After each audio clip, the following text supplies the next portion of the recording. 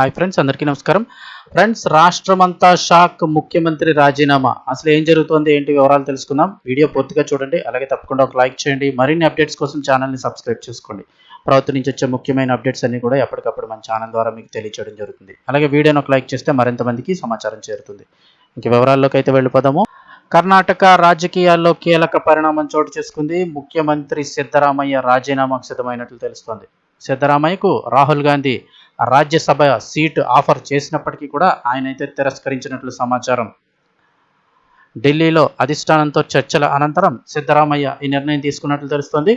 ఇదిలా ఉంటే ఈరోజు ఢిల్లీలోని ఇందిరా భవన్లో రాహుల్ గాంధీ, ఖార్గే, సిద్ధరామయ్య, డికే శివకుమార్, కేసీ వేణుగోపాల్ సహా పలువురు కీలక నేతలు సమావేశమయ్యారు.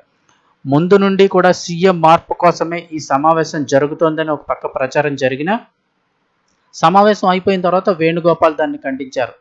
రాజ్యసభ ఎన్నికల గురించి మాత్రమే చర్చ జరిగిందంటూ ఆయన అయితే చెప్పారు. కానీ తాజాగా అందుతున్న సమాచారం ప్రకారం సిద్ధరామయ్య రాజీనామా చేసేందుకు ఫిక్స్ అయినట్లు తెలుస్తోంది. కర్ణాటకలో చాలా కాలంగా ముఖ్యమంత్రి మార్పుపై వార్తలు వస్తూనే ఉన్నాయి. అక్కడ ప్రభుత్వ ఏర్పాటు సమయంలోనే అనేక నాటకీయ పరిణామాలు చోటు చేసుకున్నాయి.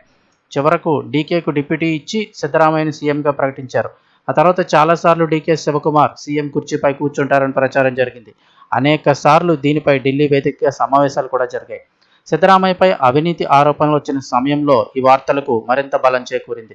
ఇక ఇప్పుడు ఎట్టకేలకు డీకే శివకుమారే కర్ణాటక సీఎం కుర్చీని అధిష్ఠించబోతున్నట్లు తెలుస్తోంది. అయితే రాజ్యసభ సీటును తిరస్కరించిన సిద్ధరామయ్య మరి ఎలాంటి నిర్ణయం తీసుకుంటారు అనేది కన్నడ నాట ఉత్కంఠగా మారింది.